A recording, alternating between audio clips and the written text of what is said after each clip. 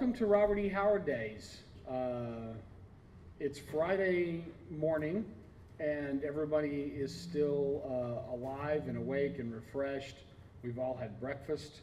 That includes coffee. None of us have overdone it yet. So right now, this is as good as it's going to be. Congratulations. What definition is good? We are, our first panel of the weekend is from fan to pro. And see, like clockwork. Oh, yes. You get to sit next to the two best looking guys on the panel. Please stop talking bad about Jason. Yes. We have to take back some of the things we said about Jason now that he's here. Hi, buddy. Hey, how's it going? All right. We're also going to share a microphone. Okay, that's fine. Yeah. This is I guess we're going to talk a little bit about our journeys of being a Robert E. Howard fan and how that turned into something else, or how we keep our fan creds from being professionals in various fields. So we're just going to kind of freewheel this. My name is Mark Finn. I am a Rehoopan, according to this name tag. I have written Blood and Thunder, The Life and Art of Robert E. Howard, which is available at the house if you need the expanded second edition. I've also done comics for Dark Horse, essays and introductions for a lot of comic-related projects and various media side projects, things like that. And I'm actually, it's been very fortunate. I've actually been paid for work I've done working for Robert E. Howard related projects, which not everybody can say, which is awesome. We're going to introduce ourselves going down the panel, starting with Jason to my right. So yeah, I'm Jason Carney. I am an English professor at Christopher Newport University, and I teach. My appointment is in popular literature and creative writing, so I get to teach like all the well-attended classes. History of science fiction. Teaching Gothic fiction in the fall. Also teach creative writing courses, I won't go into the whole history of my love of Robert E. Howard just yet, but I would say, one of the writers who decided me for devoting my life to literature and writing was Robert E. Howard. I discovered him very young. I think the 5th grade I had their stereotypical paper routes, and it's just so he's always been there. A common refrain, I'm sure, on this panel. Dave? My name's Dave Hardy. I've, like Jason, discovered Robert E. Howard early, comic books, paperbacks. About 1998, I moved to Texas and started coming to Howard Days, and offered up an essay to Leo Grin at the time for the website, the Rehupa website, and lots of enthusiasm and very little knowledge. And since then, I've written a number of essays, zines. I've also kind of considered myself a hobbyist as an author. I've been doing that for years, and after years of kind of being an amateur, I've actually made a couple of pro sales. And I have my own theme music. There you go. That was awesome. Couldn't have been timed any better. Thank you, folks. It's been a great panel. We're going to quit while we're ahead. Jim, what do you got for us? I'm James Reesner. I write, I tell lies for a living. I write books. I've written over 300 novels. As far as the Howard influence goes, I picked up a copy of Conan the Usurper in the Lancer edition with the great giant snake cover by Frazetta. Brand new. I'm a big fan. Hi, I'm Scott Cupp. I discovered Howard when I was 14, when Conan the Adventurer came out.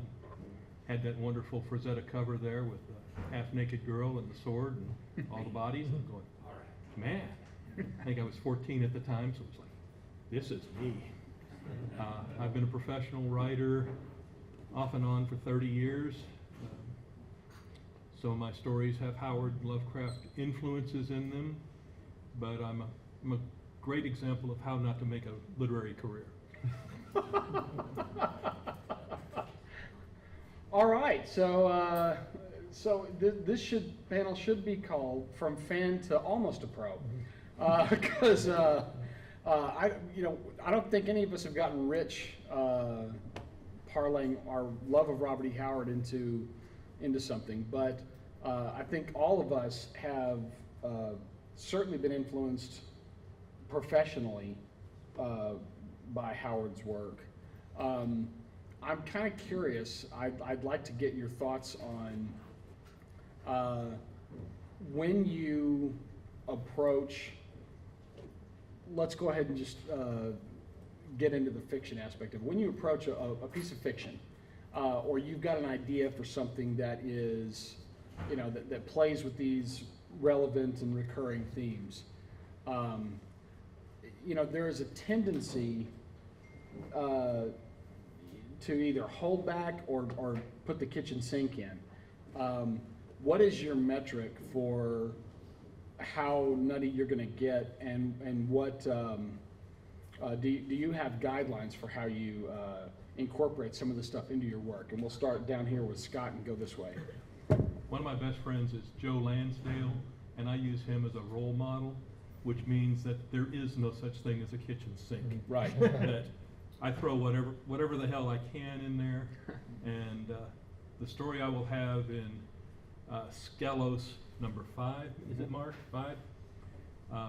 Giant Scorpions from Hell was originally intended for Chicken Fried Cthulhu, which unfortunately did not make, but it's Robert E. Howard meets Joe Lansdale and Bill Kreider, and they have a picnic. Yeah, there you go. Well, I've said many times about my own work and other people's work, if you're going over the top anyway, you might as well go way over. So that's what I find myself doing a lot of the time. I don't. If it's fun, if it entertains me, I'm good with it. Yeah. I tend to write a lot of westerns and kind of historical based fiction. When I do write fantasy, I'm usually using a setting, kind of a little more historical setting. It's Vikings, but there's monsters around.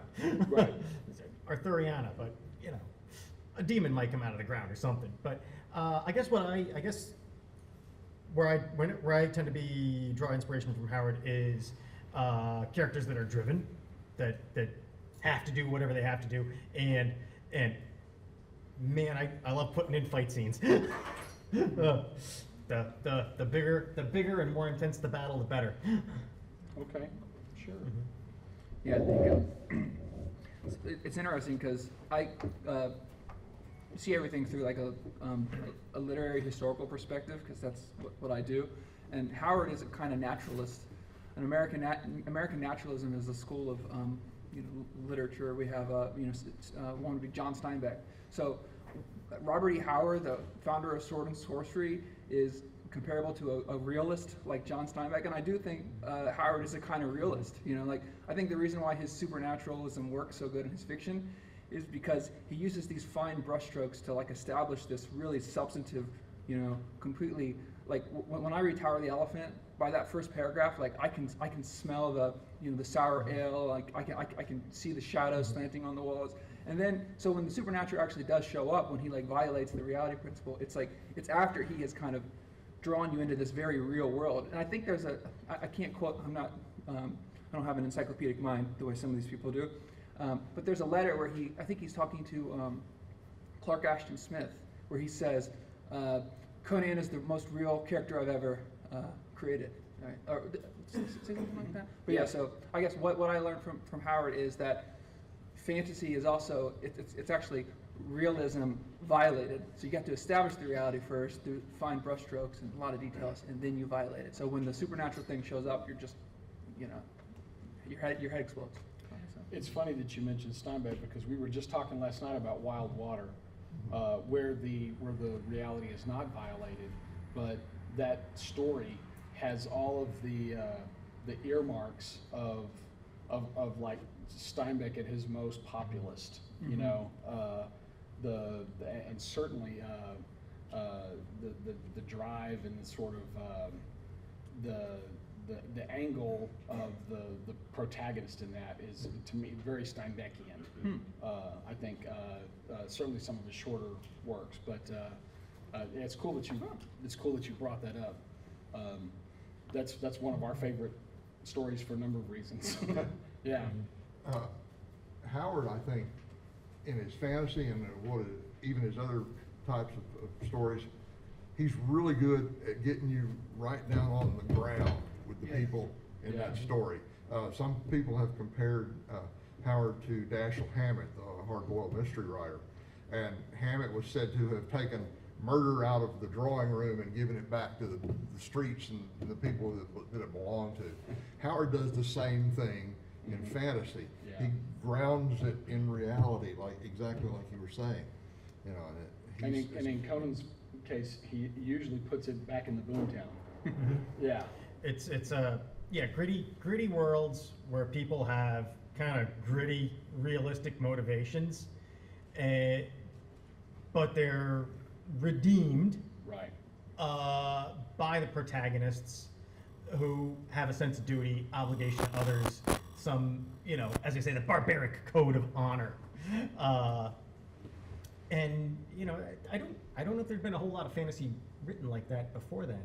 When you consider, you know, say Lord Dunsany, where you know, it's sheer fantasy. It's, you know, these aren't worlds that, like, you know. Where you have William Morris is operating under the pre-Raphaelite Yeah. chivalric code. Yeah. Yes. And there's nothing wrong with that. It's No. just that wasn't Howard's purview at all, you know, or his mandate or anything. His Celts weren't going to spread a cloak over a pool of water. Nope. He'd rather drop the misbehaving woman into the water. At first. Yeah. But he Water. Conan would split a judge's skull in twain rather than you know, betray his friend in court. Right. Right. So We didn't say it was. I don't know if naturalistic might not be the best word, but you know, as I say, gritty, and you understand the motivation. There's a moral code there. yeah, Absolutely. It's his own moral code. And that's not necessarily a law and order code, but yeah. So this is all. I don't really have anything to add to any of that because I agree. If you're gonna put this stuff in, put it all in, you know. But I wonder if there are some really good examples of people trying and getting it wrong. And I don't want to throw anybody under the bus, but there was an awful lot of stuff written, certainly in the 70s and 80s, that was trumpeted as in the style of Robert E. Howard, that was usually anything but. You know, can you think of some examples where maybe they fell short of that goal? Do you have anything that comes to mind? Like a Conan pastiche. Yeah. Any of them. Some more so than others, yeah. I think, maybe I'm being sacrilegious here, but, well, I'm trying to think of the barbarian that is stupid. You know, because I don't think Howardian sword and sorcery is anti-intellectual, right? Like, if I always tell people, if Conan was a D&D character, he'd have a very high intelligence and a high wisdom. You know, at least I think he would. And I feel like there's this kind of archetype of the barbarian in fantasy, like this trope of like a really stupid barbarian that wants to smash things, solves everything with a hammer. Conan and Cole and you know the other barbarian warriors of Howard, they're actually very you know, intelligent. You know, they're it's almost like a philosopher king, I think, in the case of Cole. Well, I think in similar things you have Fritz Leiber's Fafford and the Gray Mouser, Right, which operate under their own very strict moral code. yeah, And it's kind of a meeting of Howard style with Clark Ashton Smith, I think. right. Well, I think that stupid barbarian trope shows up in the movies that Oh, yeah. preceded Conan the Barbarian. It didn't do Howard's work any favors.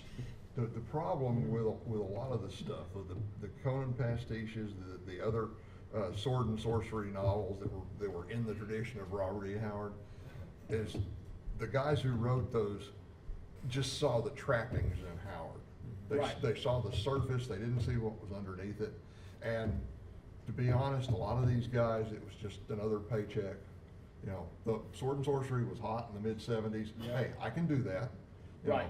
Anytime an editor asks a freelance writer, can you do so-and-so, the answer is, sure, I can do that. Right. You know, When do you need it?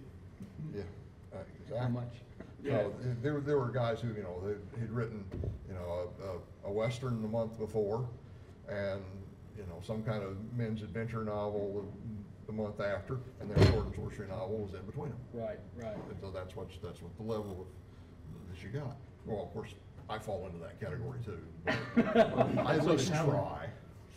It's almost like there was a checklist, well, first off, we need a demon, we need a barbarian, we need a giant sword, we need a half-naked maiden, and if they could be fighting over the gateway to hell, then, that kind of covers all of the bases, and then everything else will just take And care a of itself. confused wizard. Yeah. And the wizard had to be evil. All he wants to do is open the gateway. We're not really going to think past that point, and I don't think he does either. So, I've seen that. I noticed that a lot with a lot of the rewrites of unpublished non-fantastic stories into Conan stories. Yes. The motivations. I mean, Howard's characters, his lead characters, they weren't all the same. I mean, Conan is pretty unique. He stands out. I mean, Solomon Kane, very different sort of person, very rigid. El Barak, rather actually kind of more similar to Solomon Kane than Conan, in that he's really more driven by duty to his friends, loyalty to his comrades. He's not, and stabilizing the area. Yes. He wants to keep everybody. Yeah, he's a peacekeeper of sorts. Yeah. Conan, I think Howard let his imagination free in some ways in terms of motivation, because he's often, he's out to loot somewhere, he's out to seize power perhaps, but at the same time, he's got some limits. He's not a nihilist. He's not, he's not a wantonly cruel Right. individual, but he's a hard-bitten man in a hard world. And you mentioned the men's adventure pulps. I think that in terms of like some of what I've seen of like our adaptations and riffs on his work tend to lean on a lot of those themes in the men's adventure pulps. And I'm not saying those are necessarily bad sources in their own way, but Conan's kind of a one-off too, because he doesn't really have a career so much as he has careers. exactly. And that was something that Jeff and Patrice and myself and some of the other guys that were working on the role-playing game for Modiphius were talking about when we were kind of setting up how this was going to work. And so the decision was made to do each one of the books and center it around Conan's various careers. So you had Conan the Thief, Conan the Mercenary, Conan the Pirate. And since those all tended to take place in different regions, each book would fill in a part of the map and then also talk about, if you want to be a thief, here's your thieving careers. But there's not many other characters I can think of in fantasy that change jobs as often as Conan does. And so motivations are going to change for that, Solomon Kane, Francis Gordon, Cull, they all have backstories and really interesting ones. But Howard, remember, it's an illusion. He's telling lies for a living. So here's this guy, Solomon Kane. He's got this mission to do. He's gonna avenge this poor murdered girl, and we don't have time to tell you everything about his background, just enough to make him a standout, a personality. Yeah. To give you that feel that it's all there. And I mean, if Howard had the time, I'm sure he would have written those stories about how he served in the religious wars in France and sailed with Drake. I mean, he wrote some poems about it, but I think that's part of creating the illusion. So, here's this character. And he doesn't just exist in that, that one day. He's got a whole backstory. And it's fascinating. But that's kind you know of- what? We're gonna move on to something else right now. That's kind of that's part of the trick. That's sort of the deal with Conan. The Conan stories are in his backstory. When we first meet Conan, he's a king. Phoenix on the Sword, Conan is already established, and so after a couple of the king stories, we go back and get into all the things he did before he became a king. It's really one of the only characters that he does that with. Everybody else shows up fully formed, and we get the 1 or 2 sentence hints. El Barak, he's from El Paso. So That's all you need to know. Gunslinger in El Paso. Yeah. Oh, and a sailor in the islands. Right, that's it. And a sailor in the islands. We're yes. done. All you need, and we really can't tell you anymore because there's a war breaking out between the tribes, and he's going to broker the peace. I think it was a Dunsany thing. Is you don't you show the audience the mystic towers of the lost city from afar. You don't necessarily walk them up and show them how they did the masonry. Oh, here's the mortar in between the bricks. Right. Tolkien would have. A lot of that, I think a lot of that in Howard comes from the demands of the markets he was working for. That too, Absolutely. certainly. The pulp editors, they wanted action right from the start. They wanted the story to move right along. There's a lot of modern fiction that I can't read because I read too many pulps growing up and too many paperbacks, and I don't need all the backstory on 100 characters Yeah. in a book, and you're going to get that backstory at length in a lot of books. It ruins you for Game of Thrones. It really does. You can't. I'll yeah. never read those books. I'm sorry, they're too long. It's very tough. Yeah. I was reading a Norman Mailer book back in the mid-'80s. I think it was Ancient Evenings, which has a banquet scene that goes on for 100 pages. Oh my God. And I'm going, it's fascinating and I'm really enjoying it, but could something happen? I'd rather Yeah, set maybe somebody myself slips on a fire grape. than- And I think part of it too is Howard was formed as a writer by the markets he was writing for. He was a consummate pro, and you compare his juvenilia to the Elborak stories, which he starts off and they kind of wander and doesn't necessarily finish them, and he gets involved in a parade of interesting stock figures and then sort of loses track of it. But he learned how to write, and he learned how to write tight, and he learned how to write to sell. And if you want to learn how to write, sit down and dissect his stories, how he introduces a character, how he lets you know who that character is, how he paces his action. Yeah. And it is a masterclass in tight writing. Of course, nowadays, I'm not sure where you're going to sell short stories. Skelos, yeah. I publish a lot of my own stuff on Amazon, and I can't say the sales numbers are all that impressive, but I love the short story form. It's a great. We wandered and it was awesome. But the name of the panel is from Fan to Pro. So I am going to do something I ordinarily wouldn't do unless we were all drinking in a bar. And in fact, if any of you have alcohol, that would be a really good time to open up. This is the Methodist Church, not the Baptist Church. It's going to be all right. But what I was going to say is,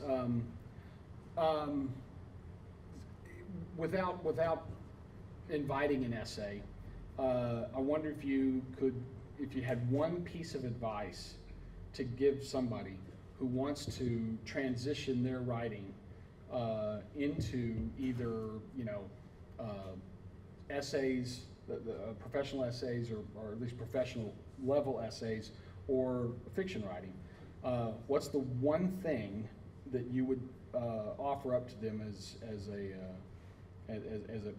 piece of advice from your point of view? And we'll start with Jason and go this way. I'll speak to nonfiction because I think I can speak with more authority on that.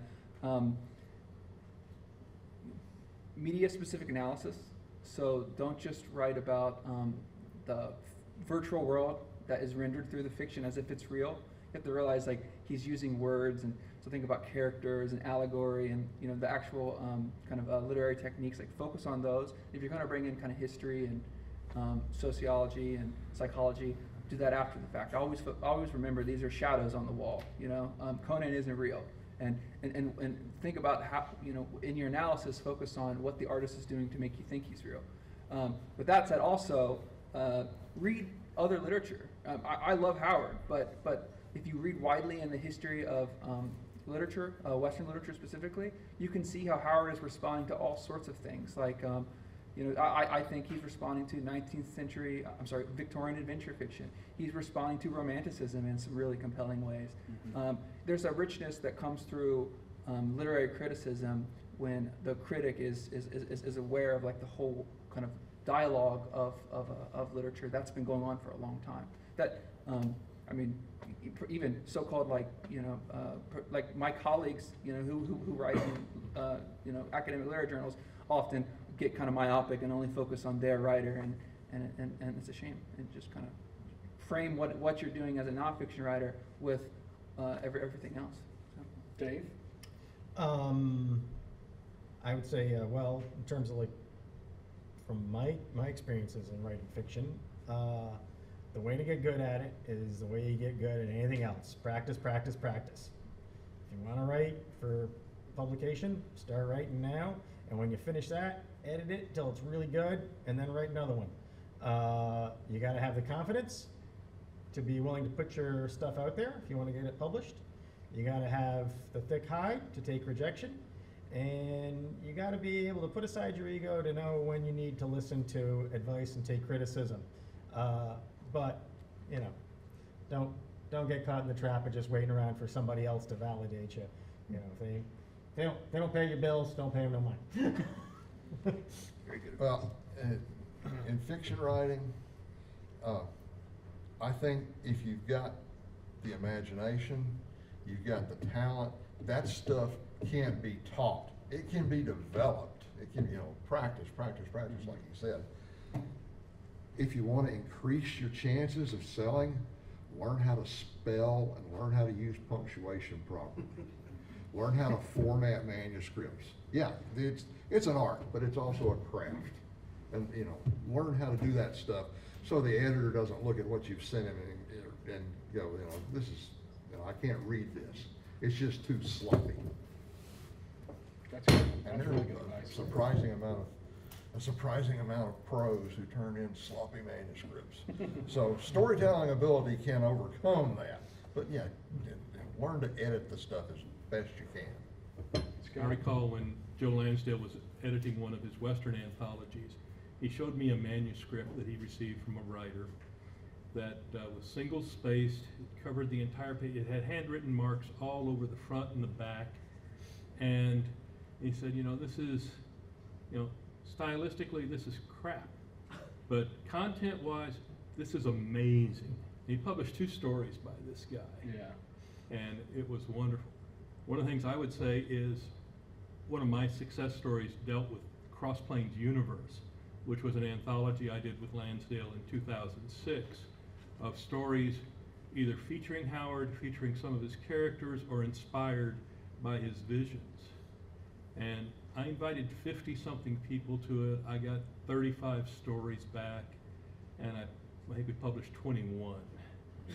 And it was really intriguing to see what people thought Howard inspirations were. Yeah. Some were easy to reject, some were incredibly hard to reject. I had a couple of best-selling writers that I just finally had to pass on. You learn a lot of stuff doing things like that, and one of the things I learned is don't ask friends if you really don't want to accept their story. because you lose friends that way real fast. That's been 12 years. I don't think that one guy's still spoken to me since then. But it was a truly wonderful experience to see what other people thought Howard was. Yeah. And I think my best example of that was Claw and Miles's story, A Penny a Word, Yeah. where the pulp industry was being run as a money laundering scheme for the mob. But they kept getting these stories in from Texas, and they were just too damn good. You know, they finally had to start publishing these things. And they started making money. Real weird stuff. By the way, in real life, a lot of the pulp publishing and all publishing is a money laundering. Yes. Comic books too. Comic books were definitely ways for the mob in New York to launder money. Yeah, buddy. But yeah, and just write from your heart, write what you love. That's why I'm a bad example. I don't write every day. In fact, I don't think I've written a word of fiction in the last year. But when I do write, it comes out as uniquely me. Nobody's going to mistake my stuff for Anybody else. No, Yeah. it's not Bill Gibson. It's not Bruce Sterling. No. And that was part of the problem I had early on. When I was in college, I was in Austin, and there was a writers group there. And in the writers group, there was Bruce Sterling, Howard Waldrop, Lou Shiner, Lisa Tuttle, and other people who wandered in and out. George Martin came in a few times. Buddy Saunders came down a couple of times to participate in that stuff. Yeah, he Tom helped. Reamy. Yeah. You know, it's just these people who couldn't write at all. Yes, and I'm sitting there trying to learn, and I'm going up against a Bruce Sterling story for people to talk about. And yeah, so it set me back 5 or 6 years before I wrote something that I thought was publishable. I wrote a story in 1981, and I sent it off immediately to Mike Shane Mystery Magazine because that's where James and Joe and Bill and other people I knew were publishing things. 6 months later, I got a nice letter back. It said, "Love the writing, hate the story." And it took me 5 more years to sell that story just as it was written. And I got $10 whole for it. Hey. And it was another year before I got a professional piece in. But I write what I want. I'm not going to say, what's the hottest new things right now? Sparkly werewolves that have fairy powers. No. I'm going to write what I want to write. Don't give them ideas. Yeah. I have story ideas that are 40 years old still percolating in there that one of these days I'm going to write. Yeah. I keep saying that like I'm going to believe it one day. I mean this with zero disrespect, and Scott will understand that I mean it as a compliment. When I say Scott's stuff is out there where the buses don't run, and truly in a great way. So Scott has had the enviable position of being able to do that. Not everybody wants to do that. Right. You know, it's interesting that James and Scott are sitting next to each other because career-wise, they're sort of the antithesis of one another. Because James works at pulp writer speeds and generates 1 million words in a year. For 12 years now? 13. 13. Yeah. This is the 14th year. So they literally are night and day. But in both cases, professionals who get paid for their work, and you know, and so. And been friends for 40 years. Yeah. So what's nice about that is that they're both really good examples of a professional career, and you get to decide if you want to do this, what your professional career is going to look like. Well, I'm going to tell you a story like I said yesterday. I used to have people come up to me and say, "Why don't you write more?" I said, "I write every day. I work as an auditor, and I write audit reports that go out and affect the careers of a lot of different people for many, many years. I did an audit report a week for about 10 years with a retail store company, and I did others that took sometimes as much as a month to do, but that's so totally different from what I do when I'm writing fiction, Yeah. and very rarely when I'm writing nonfiction. And I used to do, just as to have something as a mind purge, I would do book and movie reviews. I reviewed Westerns for Mystery Scene magazine. which is interesting, you know, doing westerns for a mystery magazine. And then I later did horror for them. And I did, I want to say it was close to 200 movie reviews on a blog and about 250 book reviews for the blog. And it's all grist for the mill. Yeah, I mean, Yeah. it just gets me putting words together and reading other things and watching other things. Because as Jason was saying, you got to read a lot. Yeah. If all you read is fantasy books, your fantasy books are going to suck. There's just no doubt about it. Because you don't have any outside influences that are giving you new and different ideas. You also mentioned Turkey City, which is what I wanted to speak to real briefly. These days, writers groups are a lot more common than they were before. And a writers group, if done correctly, is a great way for you to hone your craft, get honest feedback, and have sort of an almost immediate reaction to what you're working on. The Turkey City Writers Group, which was the group in Austin that Scott referenced, made a sort of a pact with one another that they were not going to blow smoke up each other's rear ends. That if something was bad, they were going to tell you it was bad. They were going to tell you what they didn't like about it, and you know the onus was on you to accept that criticism in the spirit it was intended, which is we want you to write better than this. Well, you've never lived till you've had Bruce Sterling take your manuscript, wad it up, and throw it in the fireplace. Yeah, yeah. Well, and it sounds really harsh, but Bruce meant it with loving kindness. that's right. That's right. Yeah. So there's you know, provided that it's not just like 4 or 5 people in a room telling each other how great they all are. A writers group can be a wonderful way to highlight blind spots that you might have in your own work, and that applies to nonfiction as well as fiction. You know, for a lot of academic journals, they're peer reviewed for that very reason. You want somebody looking at this and going, hey, did you consider this, or was this part of your thinking process when you were looking this stuff up? You need that feedback because you're always going to have blind spots, and especially in something like fantasy and science fiction, where there are stratas of knowledge that run 80 to 100 years, and you don't maybe have access to all of the material at once. And so it's helpful to get a schema of people that know this stuff so that you can, you know, at least feel like you're, yeah, I did see it and decide enough to use it. Okay, great, well, you should probably mention that, you know, or whatever. I want to mention, personally, I never went to very many writers' workshops, but my good friend Mike McQuay, who lived in Oklahoma City for a long time, ran a writing workshop class for people. And whenever I was in Oklahoma City, he would have me come by.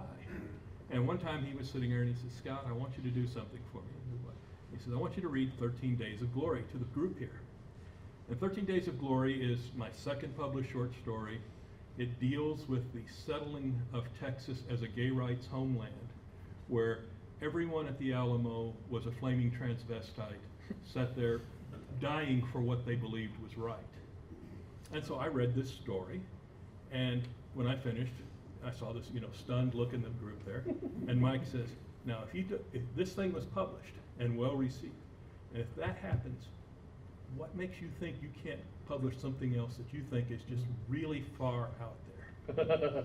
And I was incredibly honored. Yeah, And yeah. That'll be the thing that your eulogy will include that story. It's been reprinted several times, and a couple of times. Yeah. Once in Spanish. oh, there you go. In a book in Mexico, where some of the reviews basically said, you know, this white guy is writing about us, and you know, not saying nice things about Mexicans. One of the editors, Jose Maria Schwartz, basically said, if this book had been written by a Chicano, you would be claiming it was the most wonderful thing that had ever been done. Yeah. To echo this, but to also connect it to Howard, insincere praise is horrible, at least for me. And I was just rereading the Howard letters, and if you guys remember, I think it was Adventure. There's an editor from Adventure who rejected Howard. Was it Adventure? But also praised his writing and said this is really good. Yeah. And in the letters, he's talking to Truett Vincent, and he's saying, he literally says, indulge me. I'm going to tell you everything this editor said to me. And I feel like that was a moment where rejection, but I'm giving you some compliments, and that was actually, I think it inspired him and made him write more. And then to go on, like with the writers group, I think Howard's fiction really just is completely vitalized when he starts corresponding with Lovecraft and Smith and all the other writers from Weird Tales. And so just a general principle that interaction with serious-minded writers, that when they finally do give you praise, it's not insincere praise. That's like wind in your sails, A weekend like this always invigorates me. Yeah. Particularly, one of my stories, King of the Cows, came about because I was going to Conestoga in Tulsa, and I was driving from Dallas. And between Dallas and Tulsa, there's something like 300 miles of barbed wire fence, and that's about it. And I'm going, I need a new story idea. And I started seeing cows, and I'm going, what if you had to kill the bovine savior? And okay. And the next week I had it. We're at the 45-minute mark. Does anybody have any questions about anything that we've been talking about, or maybe something that we haven't been talking about that you would like us to address? You touched on it a little bit, but maybe you could each talk about specifically what Howard did to influence your style of writing, or what did you get from reading Howard that you were able to translate into your own style? Do you want to start at the end there, Scott? Yeah. Howard, to me, is a lot like Hemingway, where he was very descriptive without being flowery, in the same way that Clark Ashton Smith and William Morris are flowery. And so I try to be relatively terse in what I do. I have a friend who always sends me back a note. He says, I love this story. Where was the other 3,000 words that should have been in there? Mm-hmm. And I said, they're on the floor. Yeah. Well, I've always felt like Howard didn't have a whole lot of influence on my style. Sometimes if I'm writing a big fist fight or something, I think there's some Howard in there. Yeah. But he was a profound influence on me as far as when I first read those Lancer editions and read the Camp's introductions, and it said that he was raised in Cross Plains, lived in Cross Plains. Well, my mother and father, their family's from Brown County and Comanche County, so I knew this part of the country. I'd heard of Cross Plains all my life. I had never been here. And then, until I started coming down for Howard days. But then, as I read more about Howard, he's just a guy in a small town in Texas who didn't really know any other writers, and he lifted himself up and became a successful professional writer. And if he can do that, by golly, I can do that.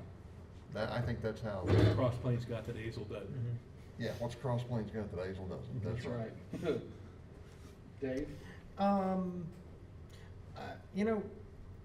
going to kind of go back a little bit to what I said is the idea that every story has to be about a drive and a need, and Howard's ability to kind of sweep you along in a story. So I kind of try and struggle to emulate that as much as I can, and say that direct the motion, and moreover the characters feel intensely about what they're doing. Mm-hmm. Mm-hmm. So we usually think of Howard as, well, something that is a common refrain is that like Howard is kind of, his prose is unembellished, but I actually think it is like very embellished. Like he taught me the power of an antique word. just every now and again he'll throw in like a word that probably, if you look at the OED, hadn't been used until like the 18th century, and it's just bam, you're in the past, right? So like Howard as an antiquarian, Howard as like a poet in prose, has really influenced me. When I revise, if I'm working on fiction, I'll try to find an occasional place. Just you don't want to overdo it because I think it can lose its effect. Because people are like, oh my gosh, is this person writing like a 15th century annal? But Howard does use these very sparsely artful old words to on the level of language to take you back. I'm trying to think of an example. I've been sitting here trying to think of an example, but there's a whole list of like Howard words. And I think some of that shows up in his construction as well. Sometimes his, even reading some of Conan's lines out loud, it doesn't work as dialogue, but in your head, because he's using modern words, but with this sort of almost Baroque, construction. It's yeah, he's really good at that. That's a suggestion of antiquity rather than saying, boy, was this guy around 10,000 years ago. Yeah, fascinating. My experience is real similar to James. I was born in Abilene, which is 43 miles that way, and or that way rather. And so when I discovered Howard at the age of 12, like everybody else, he peeled the top of my head off, and when I picked my brain up off of the floor and put it back into my skull, and saw that he was born in Peaster, lived in Cross Plains, my first thought was, well, if he can do it in Cross Plains, I sure as heck can do it in Abilene. But I think the thing that I absorbed early, that I really absorbed and internalized, was the rhythms of Howard's fight scenes. There's a downbeat and almost a cadence to the way Howard constructs fight scenes and sword fights and boxing matches. They've all got a dang, a dang, a dang, a dang, a dang, a dang, and it's almost musical the way he puts some of that stuff together. And I really, I early on, I really I dissected it to try and figure it out. And now it's kind of second nature, which is nice because I find that the more of that stuff that you can internalize and try not to hand wave and say, look what I'm doing, I think that's better. But yeah, people have, it's been the fight scenes for sure, and just that drive, that work ethic. I'm going to succeed at this. This guy, the odds were against him. And the fact that he was able to make a go of it and make money and be successful when he was where he was is significant. It's really significant, but and that should, even if you don't take anything else away from Howard, that should be your takeaway, because it takes a lot to go against the grain to that extent and still push through. Well, he fits the classic description of a Texan too. Oh, yeah. Don't tell him he can't do something. Oh, Yeah. well, and it's also don't ever ask a man if he's from Texas. If he is, you'll know it immediately. Right. And if he's not, you'll just embarrass him. Awesome. Thank you. Good question. Any other things that? Yes, sir. Yeah, so since we all saw each other, the Amazon series has been announced, or perhaps a try at Conan. And so I was thinking this writing, and then I was thinking back to when you talked about the dumb barbarian trope and how we've kind of seen that in some of the adaptations. What is it about this style, this Texanism, that can, if they do it correctly, they could sell it as a series since the Game of Thrones? I really want to talk to you about this, but I can't. I see. But tomorrow at the What's New with Howard panel, I'm willing to bet that some of that comes up, and that's where you want to drop that question, because that's a great question. Yes, just I want to address one part of it, though, You can which totally is do that since this is a Hollywood type production thing, that means you have Hollywood executives involved, and they are people who have generally no clue at all. And so they're gonna go with what they think is the right thing and what people wanna see, and it will be totally wrong. The odds are certainly against such an endeavor because we haven't gotten Even a close. Howardian story, yet. I think we're due, and I think that it's certainly with the success of, basically from the success of Lord of the Rings forward, there's nothing that says that we can't do it. You just have to basically have the right combination of money, someone who can make that happen, and the willingness to get out of their way.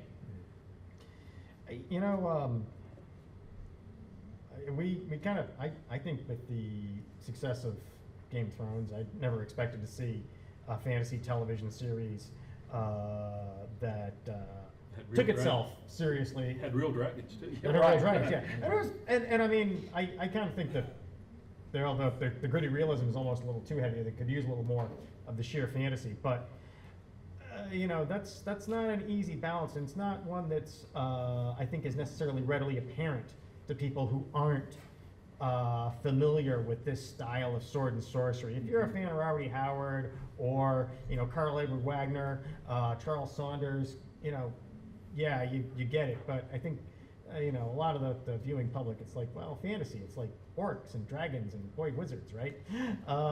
And so the idea that, like, okay, you got a fantasy world and it's populated by people who have gritty lives and hard-boiled motivations, every bit as tough as anybody you're gonna meet on the street in real life. And it helps that they brought George on board as a Yeah. producer with input Yeah. and let him Yeah. write some of the stories so that his vision was actually coming forward. Yeah. I mean, obviously can't do that with a Conan. I was just thinking of Mark's story about, the Ray Harryhausen Yeah. trying to get rights to Conan in the 50s. Mhm. If Howard had been around, Harryhausen could have worked together. Wouldn't that have been just mind-blowing? Don't tease me. Don't Yeah. tease me. I already gave you a good idea this morning. So Yeah. Somebody should pitch it right and with the proper illusions. Not the Arnold Schwarzenegger movie again, not the Jason Momoa, but barbarian, morally guided warriors in a disenchanted world. Mad Max Fury Road, right? But I feel like you squint a little bit, and Mad Max is a kind of Conan figure, Deckard in the original Blade Runner, right? Both are just kind of, aggressive.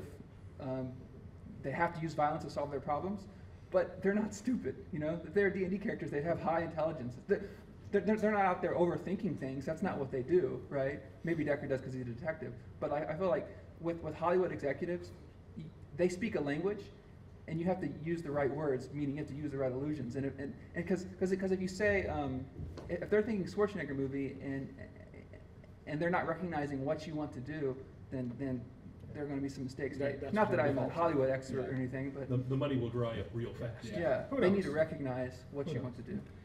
We could get lucky. Hit us tomorrow, or come bring me a beer at the pavilion later. One of the two. Several beers. Yes. Does One more. yes, sir. When it comes to the concept of the hero, have any of you guys looked at Jungian archetypes to enhance your writing? And I guess the second follow-up question, are you familiar with Howard being aware of Carl Jung at all? Well, do you want to hit this first? Because I mean, the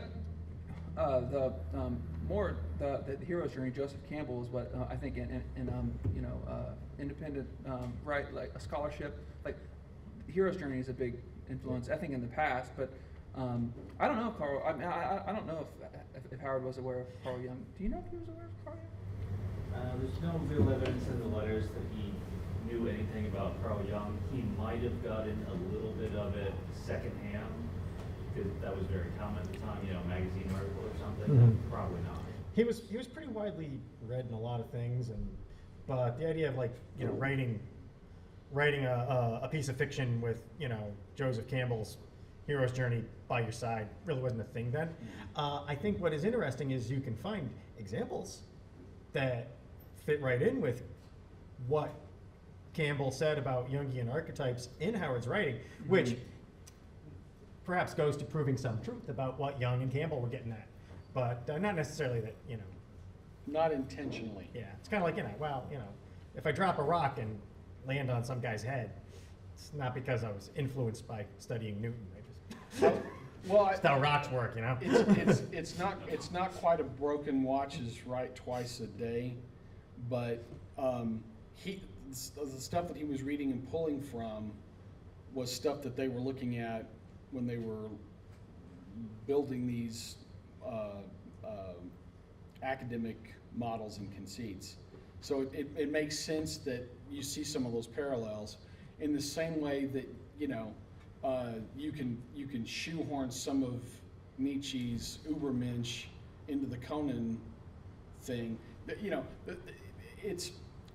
The spaces that Howard leaves open allow a lot of people to push a lot of things in. Some of it very unwelcome, but you always run. You can always look at that stuff through that lens, but you have to realize that it's a lens that you put there, and not necessarily a lens Howard was using. And going into the letters and going into the things that Howard was writing about, and looking at when he was writing them, you see that a different set of influences emerge, particularly with things like the Conan stories that don't have anything to do with that. But that doesn't mean Howard wasn't pulling things out of those traditions to create his stories. But for Howard, it was all intuitive. He constructed on the fly. There's a lot of stories that he started writing and stopped, and so everybody's got a process. And Howard, once he figured out what he was going to do, he might go back and retype it to clean it up. But I think for him, he started with an idea or a feeling, of something that he wanted to have happen, and then he'd start with that, and then hammer on it until he got it. I think he literally forged fine weapons out of hunks of metal, linguistically speaking. There are a few stories that he actually is drawing upon a mythological archetype. Yes. So the Valley of the Worm, I can't think of specifically where he talks about this, but the Valley of the Worm is a kind of retelling of Beowulf, isn't it? Yeah, it's like if he had this idea, and he corresponded with, and it wasn't just his idea, but they talked about it, where that mythology, the story was actually based upon something that actually happened, and that as the story made its way through history, it was distorted and changed.